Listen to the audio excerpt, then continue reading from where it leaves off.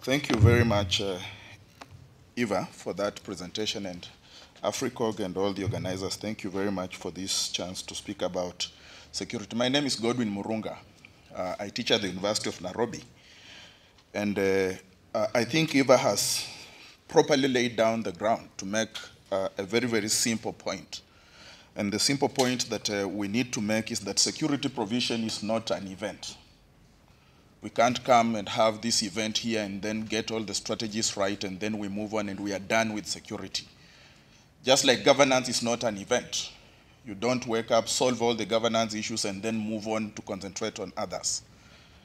The point I hear Eva making and which I want to reiterate is that security provision is a process.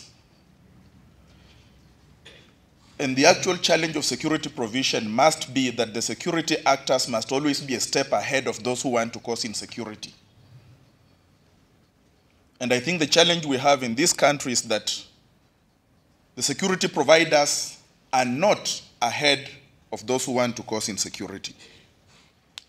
And the consequence of that is that we spend too much time on the sideshows instead of reorganizing our act to focus really very clearly on those aspects of security provision that are important to us. And so the point that should run through my presentation this morning should be that a notion of security that focuses on the state, a notion of security that focuses on the state, state-centric notions of security are 17th century notions of security. The Westphalian notion of security, we are constructing a state for you to be recognized within the international system as existing as a state. There must be reciprocity between the two. And the cardinal element of that is that you must assure me that within your territory, you are capable of controlling all legitimate forms of violence.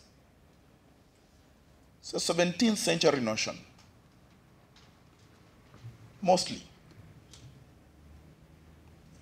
And several years ago, there was a report that was issued that said, look, this notion of security in which the state provides and the citizens receive is outdated. It's outdated completely. It's outdated because many of the elements of that notions of security do not address the many changes that have happened in our societies over the long term. They do not address some of those changes. So the first point I would want to make is that we need to begin to acknowledge the major shifts that have happened in our societies, that have impacted the nature of insecurity, and that are constantly asking us to begin to adjust to those changes. In Kenya, one of those changes, and I think, Eva, you are alluding to this, is that the demand for democratization, the end of the one-party state, and the many experiences that Kenyans are having being able to express themselves suggests that a notion of security that focuses largely on protecting the state will not work. It will work up to a certain extent, but it will not work. That the emergence of acts of insecurity that this time does not focus on the police, does not focus on the military. It focuses more on targeting citizens in order to score goals against grievances wherever they come from. Call for the security actors to begin to rethink how they address these kinds of threats. Because some of these security threats we are talking about are actually premeditated in a way that we did not anticipate several decades ago. They are premeditated in a way we didn't anticipate several decades ago. They are acts of insecurity that seek to score a goal against a particular target by using other targets. What that suggests to me is that an intelligence-heavy approach to state security provision becomes totally essential. It can no longer be that security is something you deal with on the basis of providing security for the political elite. I think that point Eva was trying to make it. And for me, the best way to begin to illustrate this change is if you stop for a minute don't think about security. And think about the education sector, think about the health sector. Any of you who was in the university in the late 80s, early 90s, there was this thing we used to enjoy very much called boom. And there was a figure called 50-40. You qualified to go to the university, you went, arrived, and the first thing they gave you was boom. 5,040 shillings. Then you go and you come to Lithuli Avenue and buy a huge music system. And you begin to enjoy your life. Well, 2 years down the line from 1990, that had disappeared. And it's now become normal that when you go to the university, either you go and pay for your own fees, or if you can't pay, you go to the Higher Education Loans Board for a loan, which you will repay anyway. And we have accepted that reality that you have to participate in contributing to your own education. It's the same thing in the health sector. You go to the health sector, you don't walk in there and expect you are going to have free medical service. We now have taken it for granted that you must carry some money, if you have it, in your pocket to go and pay for it. Well, but the one sector that we never really thought about it that way is the security sector. We do not think about our role in the security sector, and the state is happy to protect that sector precisely because of the old notion of state security. And so, if you compare those two, you begin to see what it means in the context of the shifting, terrain of security. You can begin to imagine what it means if you think about citizen participation in the provision of security. And I agree with Eva that it can no longer be the case that there are technical experts somewhere who know how to deal with security, and our role is to sit and wait for them to bring security to us. It's not working, it will never work. There is a major shift that has happened in the security sector that we need to deal with. The second point I want to make is that if at all we agree that there have been shifts in the nature of security, then we need to also shift our conceptualization of what security threats are. And we consequently, after rethinking the conceptualization, we need to rethink the responses that we have. Traditional security responses have their place. But that place, I want to argue, does not guarantee security. And as citizens, if traditional security approaches do not guarantee security, I think we have to ask ourselves, in the context of persisting threats, not just in the security sector, but threats to freedoms of people, threats to our own rights of free expression, what does that old notion of security provision tell you? It tells you that it is inimical to the very fact of providing security. Why? Because threats to citizens continuously tend to alienate citizens from being co-participants in the generation of security. I cannot think of a better example than when the Kenya Human Rights Commission asked me to do a study mapping insecurity in Kenya sometime just before the elections last year. And one of the places, I visited 7 counties, I interviewed people, I visited police stations and talked to police. One of the places I went to was Garissa. It was actually just maybe a weekend after there was a blast on the ground where one of the candidates was due to hold a rally. And across the board in Garissa, educated, uneducated in the Western sense people, each one of them was very clear that the last place I will go to talk about security is the provincial administration, in other words, the government. Now, when citizens feel that alienated from this very important enterprise of providing security, how do you continue to provide security on the model of the old state-centric logic of security provision?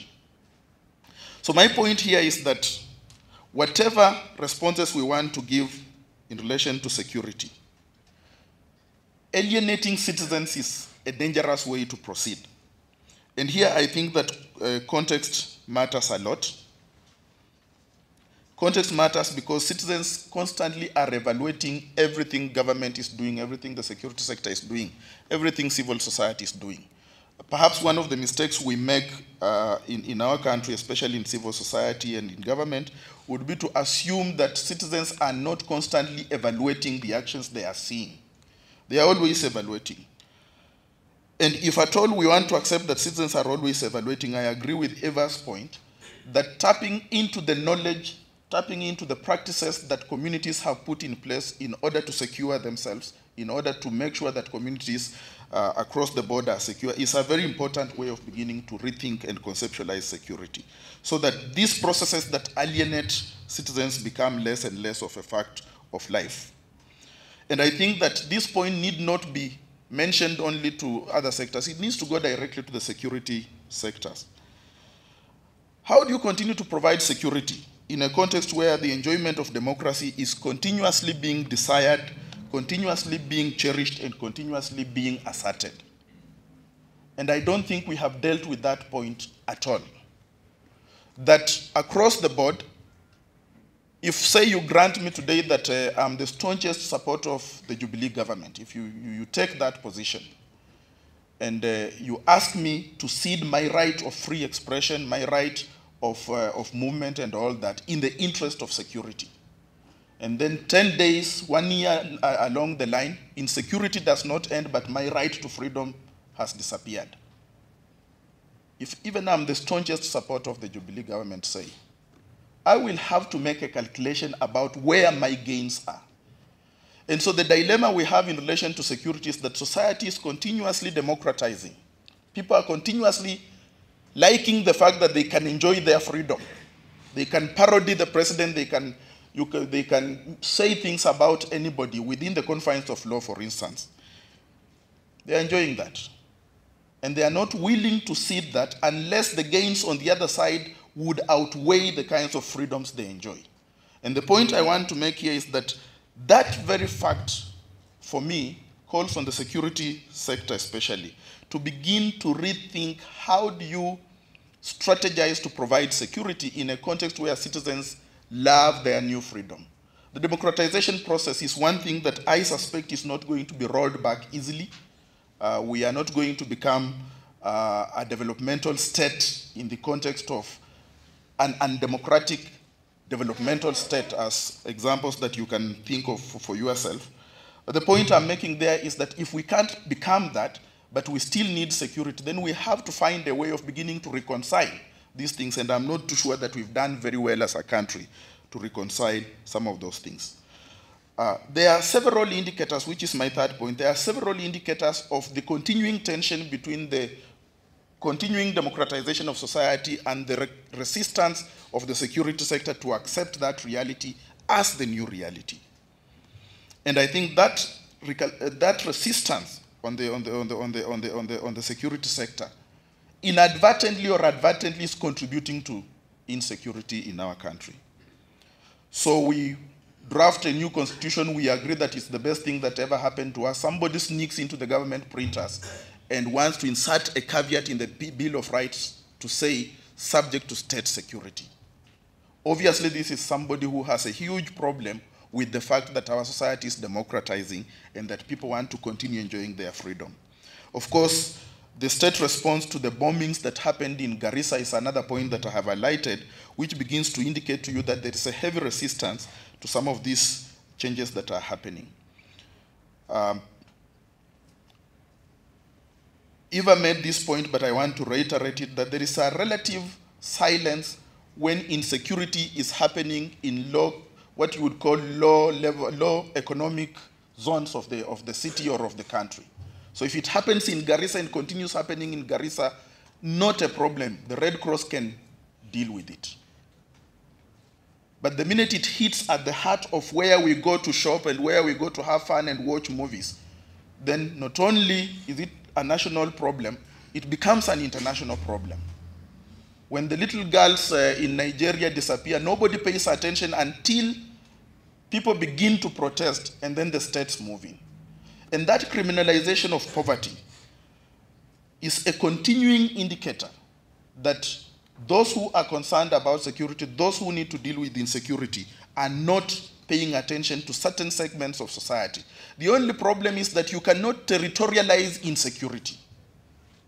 You cannot draw a boundary around Isli and say, now, you can do what you want in Isli, keep on killing each other, just don't cross. Because it will always cross. And the point I'm making there is that this is another example. So if you compare the continuing silence on insecurity and bombing, say, in Garissa, in all those other places, the other places we've never mentioned, Baringo, Kuria, we've not talked about some of those places, where people die on a daily basis, where if you go there and you interview 10 people, they are likely to mention to you the name of who is responsible for these acts of insecurity. We don't pay too much attention to that until it hits at the center of our life, and then we begin to pay attention. For me, that's a serious indicator that we have not moved on from that old logic of security. And of course, not only would citizens be happy about the independence of the police themselves would be happy about that, because then it would allow them to do their technical thing of providing security. That's how we assumed. Obviously, it's not the case. And the changes that are going to happen, God forbid, on the security sector, especially in relation to the National Police Service Act, are changes that are going to happen that will re-entrench executive control over the police sector.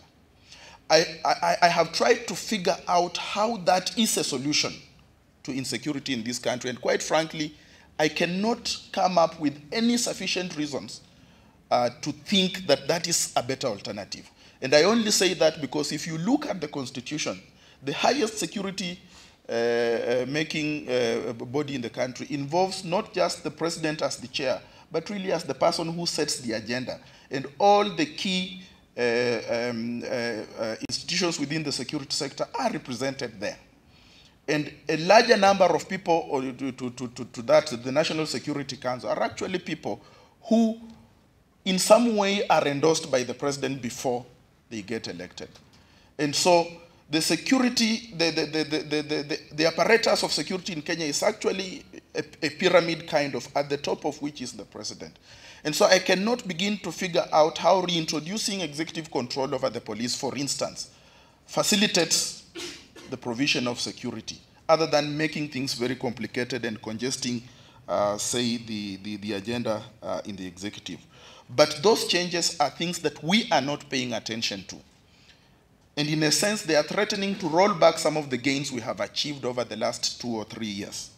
And what that means is that we are involved in a game in which we make 1 step forward and we make 3 steps backward.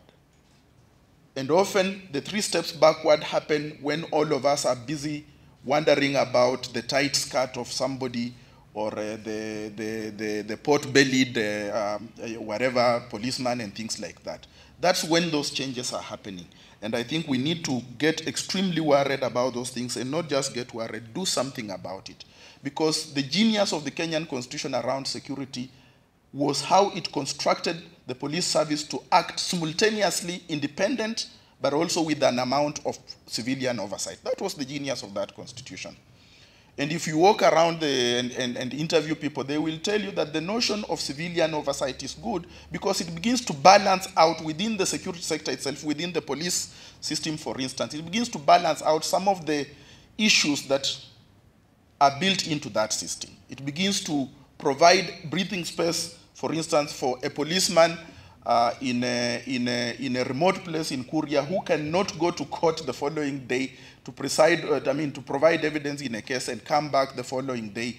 It's just something that was a genius of the system, but we seem to be rolling back on that, and it's something that should worry all of us quite a bit and spur us into action at some point. Finally, I want to make the point that looking forward, in terms of means of providing effective and sustainable responses to security threats, the key challenge we have is that we are still held up in a culture of authoritarianism, and many of us seem to have that hangover. When you write a column on security in any of the newspapers and you dare look at the comments that people make, you hear the most horrible forms of this legacy of authoritarianism among very many people. And I want to suggest that one way forward will be really to take a step backwards and rethink security provision in two important ways. One is to really pay attention to an intelligence-heavy system of security provision. Now, I'm aware that this idea of an intelligence-heavy security provision tends to run into problems because of the dangers associated with human rights and all that. And those who conceptualize human rights in this regard tend not to think that provision of security is itself a right that we need to pay attention to. And I think Eva was on to some point when she said we need to begin to reconcile the needs of security provision on the one hand and the political process that we have to deal with on the other hand. And one of the things we have to talk about, we need a dialogue on this, is to what extent can we reconcile the provision of security as a human rights with our daily needs for human rights that we go, and what should give way depending on whatever stage or whatever issue we are dealing with. That is going to be, I think that we need to be practical about the fact that security provision requires a level of publicity, requires a level of public engagement on the one hand, but it also requires a level of secrecy on the other hand. And how do you manage that tension between those two things? And part of the problem we have is that we have a security system that has not accepted that tension as a reality. But also, on the other hand, we have a human rights idea that does not acknowledge what needs to be given way. And I think the way forward has to be that we need a clear dialogue on this. The more we have a dialogue around what needs to give way, what needs to be negotiated, and all that, it's going to be very, very important for us figuring out how we can go forward with the provision of security in this country. And I am aware that we are in a country where we have experienced high levels of state repression, high levels of, a lack of trust in relation to the state and all that. I'm very much aware of this. But I think that there is a practical level at which we need to come in order to begin to think of this. And so finally, I would insist that if we have to think about a security strategy that works, it must be a security strategy that involves co-production of security between the security sectors on the one hand and the citizens of this country on the other hand, because there is no alternative to that co-production. I cannot sit here and tell you that there is somebody technical enough out there who can give you the magic bullet that will shoot through the insecurity problem, and then from there onwards everything is okay. Again, let me reiterate, the provision of security is not an event, it is a process. And we must figure out always how to get it right all the time. Thank you very much.